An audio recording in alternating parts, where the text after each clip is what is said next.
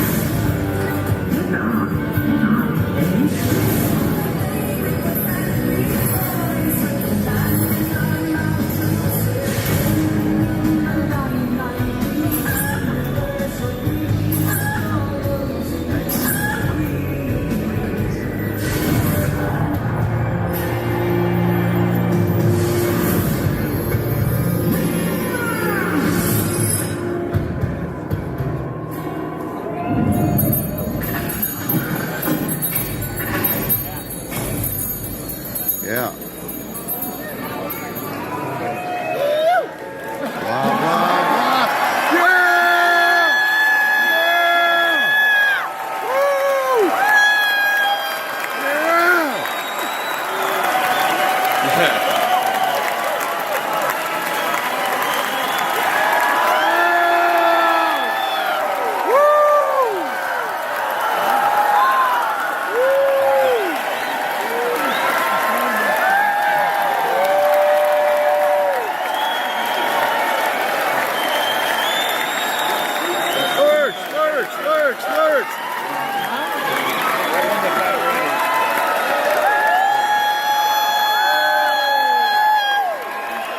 You just hear the screaming. You can't hear him at all.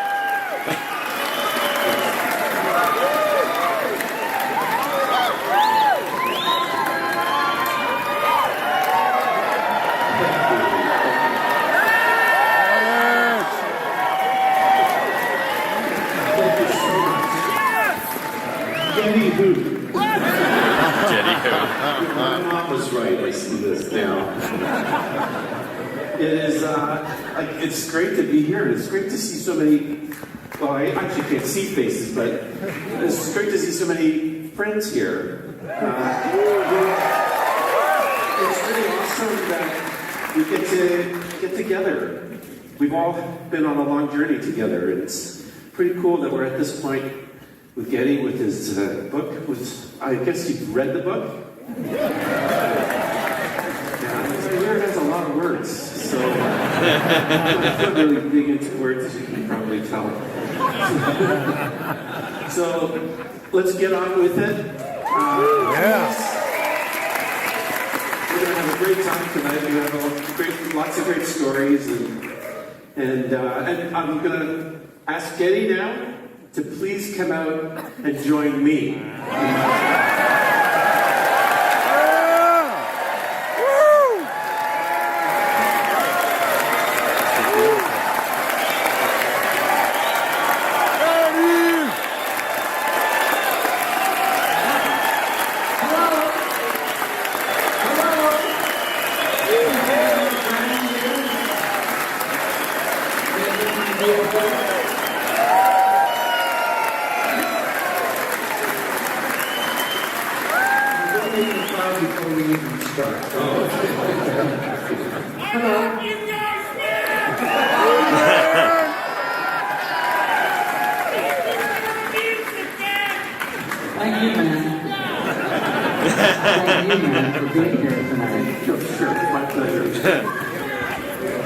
That's funny.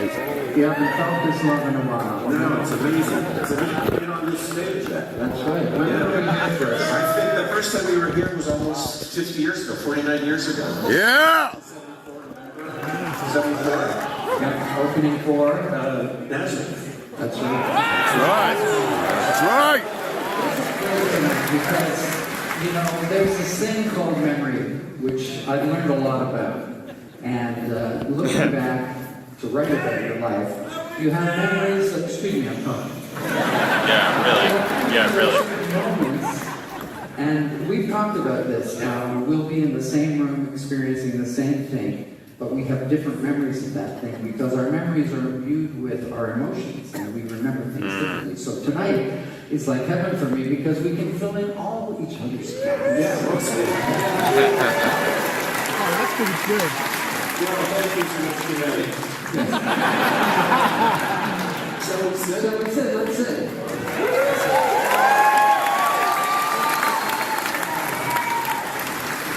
Now, it's in your honor tonight.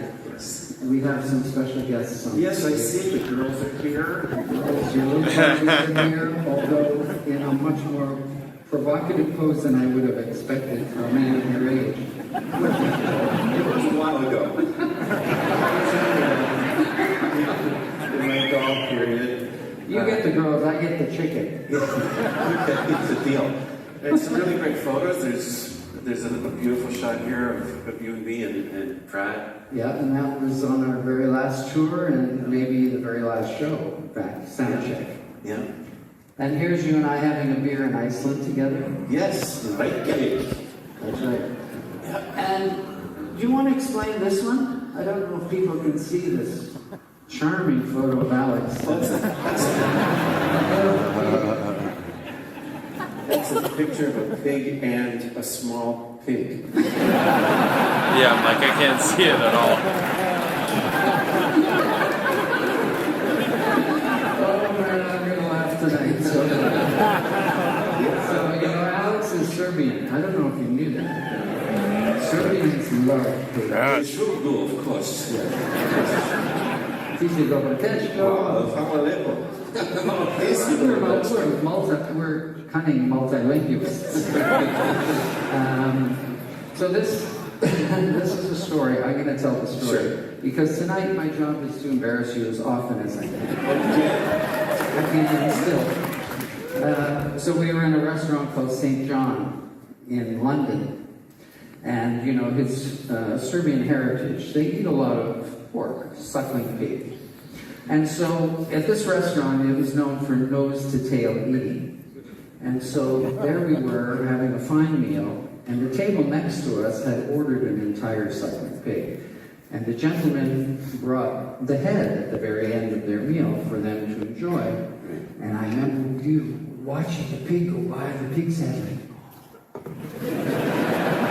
and he was staring at it, and then the table next to us refused the head. Yeah, they were grossed out. They were grossed out for some reason, I didn't understand. So as the head was making its way past us, you stopped the waiter and you said, "Excuse me, don't they want that?" And the waiter said, "No, sir, I'm afraid they don't." And you went, "Well, can I have it?" And he said, Well, certainly. Well, you know, everybody likes a little head once in a while.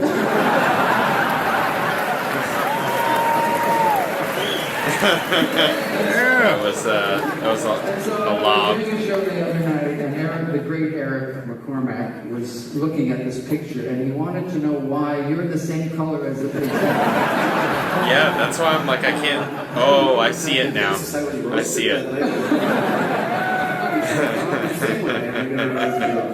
That's right. Okay. Now, were we there working? Yeah, We were on tour? Yeah, we were working. Because, of course, Al, we have never gone on a holiday That's true. before, just for fun, until recently. That's right. We Yeah. both went on a holiday together. Isn't that Yeah, sweet? a couple weeks Oh, ago. wow. Wow. And you survived, I did survive. which Yeah. is no mean feat. No. So what do we do now? What do you want to talk about? Yeah, where'd you go? We were together, hanging That's around it? with each other for how many years? I know. Well, We were what, 14, 15? 13, I think. 13. Yeah. We were 13 once. Yeah. Yeah. And we're what, 22 now? Yeah, right. Yeah, It's right. been 20 years. I hate that. And yet, you still seem so well preserved. Yes. I do drink a lot of formaldehyde. Do you remember the first time you ever saw me? So Downstairs. with my clothes. He was supposed to be asking Geddy questions. It was at school. It was a junior high at R.J. Lang. That's right. In North York. I think you were being beaten up. Running through the woods to get away. So you were helping But as as I often do. Yeah, but I think it was at R.J. Lang in the hallway. I remember the first time I saw you. It was in R.J. Lang, and you were wearing a purple and white paisley shirt with a think hook on the back. Yeah, Thicke, yeah. And I befriended a chap named Steve Shutt. Do you know his name? Steve and I was very thankful to befriend Steve Shutt because, if you recall, he was a budding young hockey player even back then, and very well respected by everyone at the school. And at the time, I was one of the kids that was bussed into R.J. Lang from the new suburb, which was mostly Jewish kids. And they weren't taken too kindly to Jewish kids at that school. So whenever we walked from the parking lot of the bus to the school, it was a bit of a gauntlet we had to kind of run. And for some reason, Steve befriended me. And because he was such a cool guy, people just left me alone after that. So thank you, Steve. I was very grateful for that. But more importantly, we connected about music. And he used to say to me, you see, we both bought bass guitars at the same time. There used to be a band in Toronto called the Poppers. Do you remember the Poppers? You probably don't. They were way too young. But they had this bass player, Denny Gerard, who both Steve and I really admired. And after we saw them at North York Centennial Arena, we decided we both needed to play bass. So we both took the bass up. Didn't work out for him. Damn. He had this hockey stick that he really knew how to use. Yeah, you were a shitty hockey player. Yes, but I was very good at skating on my ankles. Aside from that, so as I got better on the bass, he said to me, you have to meet this guy, Alex, I can't pronounce his last name, I think it's Eat a Sandwich. What the heck? And I said, oh, that guy, the blonde guy, yeah. And so he introduced us, really. And that adds to history. Yes, they say. I mean, we wouldn't be sitting here making bad jokes if it wasn't for Steve. Right. Yeah, but we don't have a Stanley Cup ring, though. No, we don't. That's one of the things. More than one. Yeah, he does. So we ended up being failures. But he won the cup, That's a good machine. You shoot the puck in the corner and then you take the body. Oh, there's people here. It's really unusual that Alex and I should be sitting. I don't even call you Alex, but I'll use your proper form tonight. Okay. And Alex and I are sitting here without at least a glass of wine in front of us. For a guitar. Well, that too. Yeah. Do you remember the gig that we played here? I guess you probably don't. Do you remember the gig? Which gig you mean? We played here. Only Well, the first time with Nazareth. With Nazareth, I only remember I was really nervous backstage Yeah. before we came out because I had come to this building to see so many bands as you have. Yeah. I sat right there to see the Cream play in 1968. And so many bands. So Yeah. it was the honest of the place, the awesomeness of the place really did freak me out a bit before we came out. Yeah, exactly the same for me. Did you feel that way tonight when you came Well, once you barged into my dressing room, out? That was my dressing room. I know, but Really open.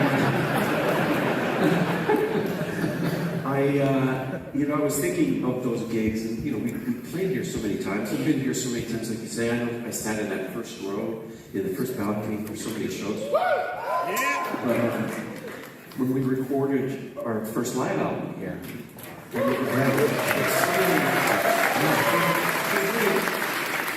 with Nazareth was nerve-wracking. We finally got to Massey Hall, but doing our first headline gig, and that was a really exciting time. And the tape machine was rolling. Mm-hmm. And when you know the tape machine is rolling, you get tight.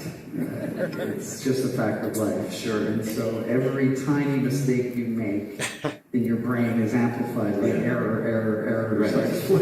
Yeah, so quickly, like another one. Yeah. I know that feeling really, really well. It's really excellent at that. Yeah. Okay, then that's it.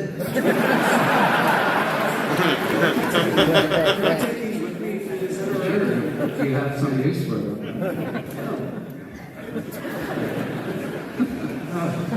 Stop flirting with him. Yeah, Easily aroused. reaching out. You too, huh? Okay. All right. Part one. All right. It's not. And there are definitely things that you can't hear because of the laughing and the, like, the audience is closer to the microphone than they are, so it's that kind of thing. So if they're laughing or whatever, you're just going to hear more of that than you are of them. So there's definitely things you're missing, but it's not actually as bad as I was thinking. It's just the parts where you're laughing is just like you can't hear. You can't hear them like bring it back in, right? This is interesting. This is cool. So it's just a conversation between. I mean, you can already see how this is probably going to go. They're just going to yap and just go around, and we'll see how far. I feel like they could probably do this for days, for a week, and still not get through their life together, specifically, really, just because of the insane amount of time that they spent together, and all of the things that they did together. So I wonder how much they're going to get to.